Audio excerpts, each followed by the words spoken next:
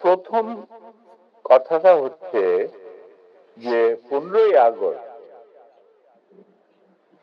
কিন্তু কোনো বিচ্ছিন্ন ঘটনা না। এটা সূত্রপাত হয় মুক্তিযুদ্ধ চলাকালীন অবস্থায়। আমরা বুঝতে পেরেছিলাম যে বাংলাদেশের মুক্তিযুদ্ধটা অ্যাকচুয়ালি কাদের ইন্টারেস্টে হচ্ছে, দেখে আমাদের ইন্টারেস্টে হচ্ছে যে আমরা আমাদের দেশ যুদ্ধ করে স্বাধীন করব, নাকি এটার পেছনে অন্য কোনো উদ্দেশ্যে কাজ করছে। যখন 7 দফাতে চুক্তি করে নজরুল ইসলাম আর তাজউদ্দিনকে পারমিশন দেওয়া হলো to establish provisional government in Calcutta, এই 7টা ক্লজ পড়ে সাইন করার পর, দস্তখত করার পরে নজরুল ইসলাম সাহেব ফিট হয়ে পড়ে গিয়েছিল। আমরা ক্রমান্বয়ে ভারতের একটা করজ রাজ্য, তারপরে একটা অঙ্গরাজ্য হিসেবে অঙ্গরাজ্যে পরিণত হবে বাংলাদেশ, হবু বাংলাদেশ। আর ওই joint declaration between Osmani and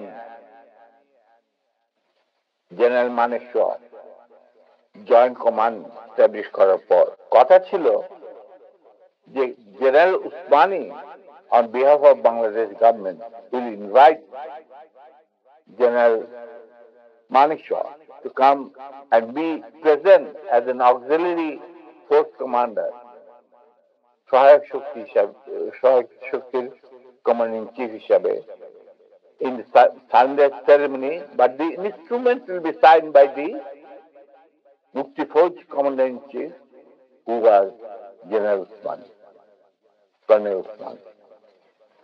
কিন্তু সেটা হতে দেওয়া হলো না। 16ই ডিসেম্বরে যে সারেন্ডার সেরেমনি হলো রেস করতে, সেখানে পরিষ্কার বাংলাদেশের জনগণ দেখতে পেল যে পাকিস্তান আর্মি সারেন্ডার করতে ভারতীয় সেনাবাহিনীর কাছে, এবং সেখানে সাইন করছেন আরোরা ভারতীয় বাহিনীর পক্ষে, আর ওদিকে নিয়াজি পাকিস্তানি আর্মির পক্ষে। সেখানে মুক্তিযোদ্ধারা কোথায়? আমরা পরে থাকলাম ঝাড়ুদার হিসাবে ইন্ডিয়ান আর্মির রাস্তা পরিষ্কার করে দেওয়ার কাজ, বনে বাজারে। আমাদের কি কোনো শহরগঞ্জে ঢোকার পারমিশন দিল না মুজিব সরকার, মানে তাজউদ্দিনের সরকার, আওয়ামী লীগ সরকার। সেই অবস্থায় কি প্রমাণিত, এটা এই ঘটনায় কি প্রমাণিত হলো? ইন্ডিয়া প্রমাণ করলো সারা বিশ্বে যে বাংলাদেশের জনগণ নিজেরা যুদ্ধ করে দেশ স্বাধীন করেনি। বাংলাদেশ নামক একটি রাষ্ট্র প্রিমেচুরলি জন্ম দেওয়া হয়েছে as an outcome of Indo-Pakistan war, যেখানে ইন্ডিয়া জিতেছে। এইটা হলো ইতিহাসের শুরু। তারপর মুজিবকে যখন ছাড়া হলো, সে তো কিছুই জানতো না যে দেশ স্বাধীন হয়েছে, কোন মুক্তি ফৌজ বলে কিছু ছিল, হাজার হাজার লোক দেশচ্যুত হয়েছে, প্রাণ হারিয়েছে, কি জানতো। সে তাকে যখন ছেড়ে দেওয়া হলো, তখন ইন্দিরা গান্ধী তাকে পাকিস্তানে ফোন করে বলল যে, ফোন করলো মুজিব, ফোন করে বলল যে আমি দেশে ফিরে যাচ্ছি। তখন ইন্দিরা গান্ধী বলল, যাওয়ার আগে আপনার সাথে দেখা করে আমি আপনাকে কৃতজ্ঞতা জানতে চাই।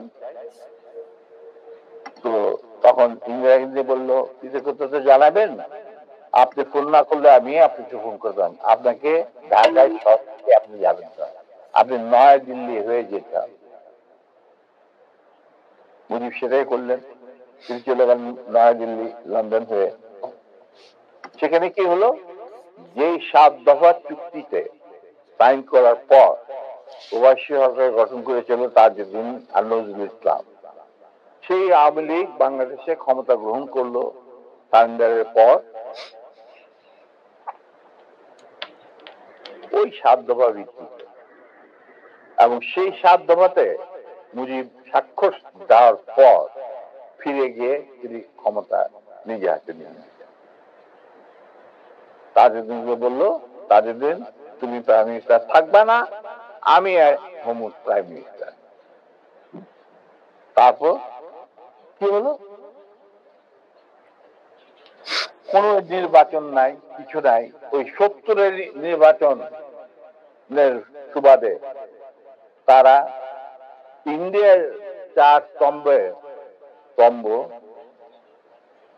ডুপ্লিকেট বাংলাদেশে ইম্পোর্ট করে তার উপরে একটা সংগঠন বানানো, হুবহু এক। শুধু তাই না, রবীন্দ্রনাথ ঠাকুর, যাকে নিয়ে আমরা নাচানাচি করি এবং অনেকের মানে ভাসে যায়, আপ্লুত হয়ে যায় আবেগে, এই রবীন্দ্রনাথ ঠাকুর একজন ইন্ডিয়ান নাগরিক এবং ইন্ডিয়ার জাতীয় সঙ্গীতের রচয়িতা। আমাদের দেশে তার চেয়ে প্রতিভাবান কবি কাজী নজরুল ইসলাম উপস্থিত থাকা সত্ত্বেও আমরা সেই ভারতীয় নাগরিকের একটা গানকে আমাদের জাতির উপরে চাপে দেওয়া হলো জাতীয় সঙ্গীত। পৃথিবীর ইতিহাসে এমন কোন নজির আর দ্বিতীয়টা আছে বলে আমি মনে করি না। কেন কোন বাংলাদেশে যদি নজরুল ইসলামকে আমরা জাতীয় কবি আখ্যা দিয়ে থাকি, তাহলে নজরুল ইসলামের গান কেন হলো না? বা অন্য কারো গান হতে পারত জাতীয় সঙ্গীত। ভালো ভালো কবি সাহিত্যিক ছিলেন আমাদের দেশে, কিন্তু পৃথিবীর ইতিহাসে কোথাও নাই যে বিদেশি এক নাগরিকে যে নাকি তার দেশের জাতীয় সঙ্গীত রচনা করেছে এবং আমাদের শুদ্ধ স্বাধীন বাংলাদেশে এসেও আমাদের জাতীয় সঙ্গীত রচনা করতে হবে। কি ধরনের কথা? That means you have nothing in your hand. তারপর মুজিবকে দিয়ে রক্ষী বাহিনী সৃষ্টি করলো ইন্ডিয়া। তারা বাংলাদেশের সামরিক বাহিনীকে দুর্বল করে একটা নামের মাত্র সামরিক বাহিনী, হাতে লণ্ঠন, করে ঠনঠন, এই ধরনের একটা সেনাবাহিনী রাখবে। আর কারণ একটা সেনাবাহিনী তো রাখতেই হবে, কারণ যে কোনো জাতির মেরুদণ্ড হচ্ছে সেনাবাহিনী। ওই হাতে লণ্ঠন, করে ঠনঠন, আর আসলে তার চেয়ে অনেক শক্তিশালী একটা বাহিনী গঠন করলো ইন্ডিয়া। একটা জিনিস, মুজিব এবং তার সরকারকে প্রোটেকশন দেওয়ার জন্য ইন্ডিয়ান আর্মি অবস্থান করবে বাংলাদেশ। বাংলাদেশের কোন শক্তিশালী সামরিক বাহিনী গঠিত হবে না। বাংলাদেশের কোন স্বাধীন বৈদেশিক নীতি থাকবে না। বাংলাদেশের শাসন ব্যবস্থা, আমলাতন্ত্র, শিক্ষা ব্যবস্থা, স্বাস্থ্য ব্যবস্থা, শিল্প ব্যবস্থা, কৃষি ব্যবস্থা সবকিছুই চলবে ভারতীয় বিশেষজ্ঞদের ইচ্ছা মতো। তারা মুজিব বিরোধী কোন মানুষকে বাঁচিয়ে রাখা হবে না। তার জন্য যত লোক মারা দরকার মারা হবে, যত লোককে লুলা ল্যাংড়া করা হবে, চক্ষু তুলে নেওয়া হবে, মেয়েদের ইজ্জত লুণ্ঠন করা হবে, কোনো সমস্যা নেই। এইভাবে প্রতিপক্ষের উপর ঝাঁপিয়ে পড়ায় 40,000-এরও বেশি লোক মারা গেছে, সেটা সবাই জানে, পত্রপত্রিকায় আসছে। আমরা একটা করদ রাজ্যে পরিণত হয়ে গেলাম। কিন্তু সমস্যা দেখা দিল যে বাংলাদেশের মাটিতে যদি যে ইন্ডিয়ান সোলজাররা অবস্থান নেয়, তাহলে বিদেশ থেকে কোন রকম কোন দেশেই বাংলাদেশকে স্বীকৃতি দিতে রাজি না। কারণ পাকিস্তান ইতিমধ্যে সিকিউরিটি কাউন্সিল থেকে একটা আইন পাস করে নিল যে বাংলাদেশে কে নিয়ন্ত্রণ করতে ভারত তাদের সেনাবাহিনীর মাধ্যমে, মুজিব সরকারের মাধ্যমে। অতএব এটা একটা ডিসপিউটেড টেরিটরি, এটা একটা স্বাধীন দেশ নয়। তাই আপনারা স্বাধীন কিভাবে রিকগনাইজ করবেন মুজিবের সরকারকে? এরপর এই অবস্থায় ইন্দিরা গান্ধী পড়ল মুসিবত, তো আজ মুজিব সরকার। তখন ইন্ডিয়ান সরকার ডিসাইড করলো যে ঠিক আছে, আমাদের সোলজার আমরা ফেরত নিয়ে আসবো, তার পরিবর্তে আমরা জাতীয় রক্ষী বাহিনী বানিয়ে। তাই করা হলো। তো যে কাজটা ইন্ডিয়ান আর্মি করছিল সেটা পরে জাতীয় রক্ষী বাহিনী করলো। আর কি ধরনের অত্যাচার, অবিচার, কি ধরনের মানে হত্যাযজ্ঞ, গুম খুন এবং অনাচার অবিচার মুজিব সরকার করছিল, অনেকে এই বিষয়ে লিখেছেন, সাহসী যারা তারা লিখেছেন, আমিও কিছুটা লিখেছি। সেখানেই শেষ হলো না।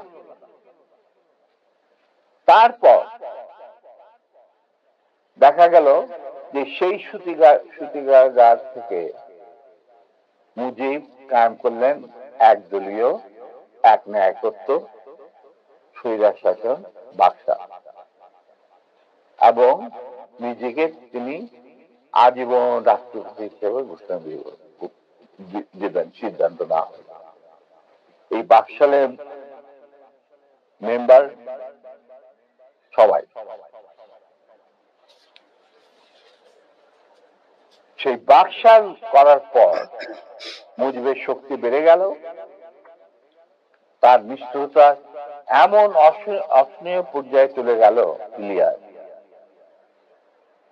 লুটপাট, মার ধর, চোরাচালান, নকল টাকা ছাপানো ভারত থেকে, এই সমস্ত মানে একটা আমাদের মনে অস্তিত্বই এমন অবস্থায় গিয়ে থাকলো যে মানুষ একদিন মুজিবের জন্য দোয়া করেছিল যে আল্লাহ এই মুজিব আমাদের চোখের মনে আমাদের বাঁচাবে, দেশকে স্বাধীন করবে, বাঙালিদের ন্যায্য অধিকার আদায় করবে।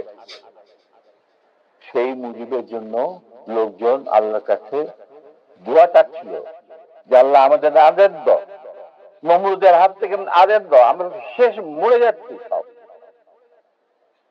কোথাও কোনো কেউ নেই প্রতিবাদ করা। এটা আমরা যারা সেনাবাহিনীতে তখন ছিলাম, যারা দেশপ্রেমী যোদ্ধা, তারা ঠিক মেনে নিতে পারেনি। কিভাবে তারা মেনে নিতে পারেনি পাকিস্তানের জান্তাদের অবিচার এবং দুরাচার। এরই পরিপ্রেক্ষিতে তাদের নেতৃত্বে সংগঠিত হয় একটা সেনা বিদ্রোহ। অনেকে বলে মুজিবকে মারা হলো কেন? মুজিব তো মারা যায় না, মুজিব নিহত হয়েছে একটা সেনা অভ্যুত্থানের ঘটাকালে। সেনা অভ্যুত্থান তো আর খালি হাতে মার্বেল খেলে না, ওখানে দুই পক্ষ থেকেই গোলাগুলি হয় এবং হতাহত হয় দুই পক্ষে। যেমন মুজিবের পক্ষের কিছু লোক মারা গেল, সেভাবে বিপ্লবীদের সেনা অভ্যুত্থানকারী বিপ্লবীদের তরফ থেকে কিছু লোক প্রাণ হারা। এটাই বাস্তবতা। কিন্তু তারা বিজয়ী হয়ে গেল, বিপ্লবীরা বিজয়ী হলো, তারা ক্ষমতা তাদের নিজে হাতে নিয়ে নিল। স্বতঃস্ফূর্ত ভাবে ঘোষণাটা অবশ্য আমি দিয়েছিলাম, স্বতঃস্ফূর্ত ভাবে মুজিবের সেই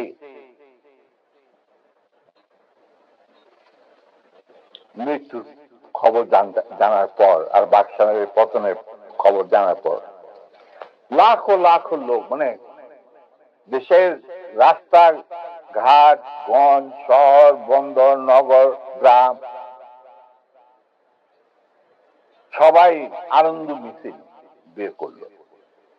আমরা তো এই সমস্ত লোকজনকে ডেকে নিয়ে আসি, স্বতঃস্ফূর্ত ভাবে লোকজন।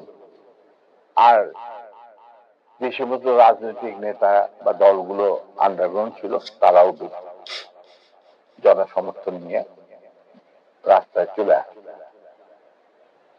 এইভাবেই জনস্বীকৃতি পেয়েছিল 15 আগস্টের 32 সামরিক অভ্যুত্থান।